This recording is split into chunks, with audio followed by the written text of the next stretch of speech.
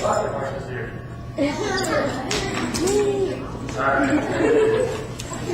Well, I'm Wyatt Smith. How was the video? Yeah. That's what I like to hear.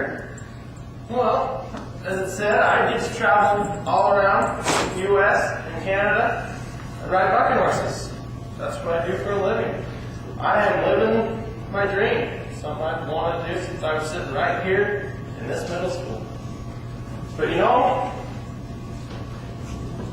really, when it all comes down to it, there's really no difference between you and me. But I have made a lot of different choices in my life that have got me to where I am today, that helped me to win my 2 national championships, and just helped me stay good and clean going down the road.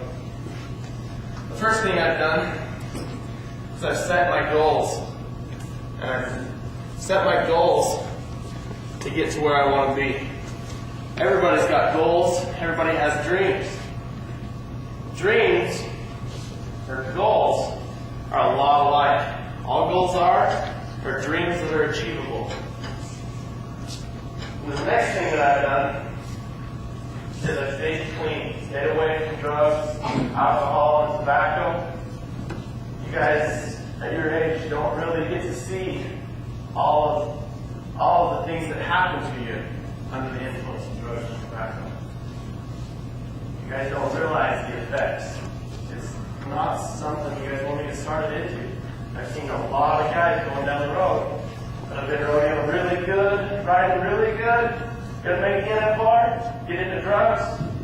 Next thing they know, they're back home fixing fences because they ran out of money. It's just something that goes back downhill as soon as you start into it. One of the guys that I really looked up to when I was your age, his name was Kent Cooper. He was from Idaho. He rode bucket horses for a living, just like I do. He traveled all over. In 2002, he was diagnosed with throat cancer. He died at the age of 47. His choices in his career, thus his family, his young family, without a father. That's one of the reasons that I've teamed up with Project Filter, is to change the way people feel about tobacco, to let people know this really is a big deal. Things can change so fast, it's just like that. You know, but all I have to say to you guys is, if you don't use tobacco, which you shouldn't, don't start. And if you know somebody that does, Project Filter has all the tools and everything to help you quit. Thank you for having me. Now, I think we've got some questions out here somewhere. Right down here? Alright, what do you got? What got you started in rodeo? What got me started in rodeo? When I was little, I was younger than you guys. My dad was a pickup man. He was one of the top pickup men in Idaho.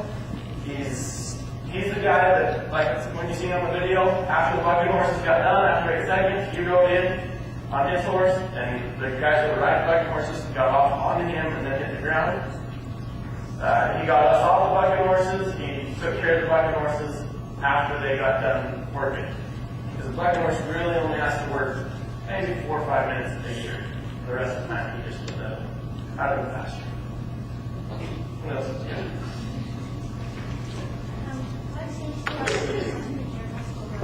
After my freshman year of high school, I got to go to the National High School Finals.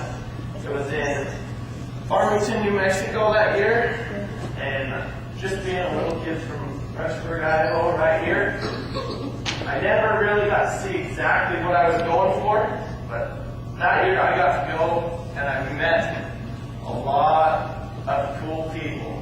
And the biggest thing that I did, I didn't get into the drugs and that. I didn't see drugs in that at the high school final. But I got to see what I could win if I stayed clean, stayed off drugs, and stayed sharp on my game. There's a great, big, all-around trailer. There was saddles, all sorts of different things you could win. That was the year that I decided I was going to do whatever it takes to win that trailer. More questions? Tell me why people laughed at you the next year. The The next year, I came home that year, and I told my mom that I was going to win that trailer. When I told her that, she said, all right, well now you got to set your goal, set some stepping stones to get to that goal. Well, the first goal that I had is I wanted to win the district all around. Well, I didn't want to win it by just a little ways. I wanted to win the district all around by at least 100 points.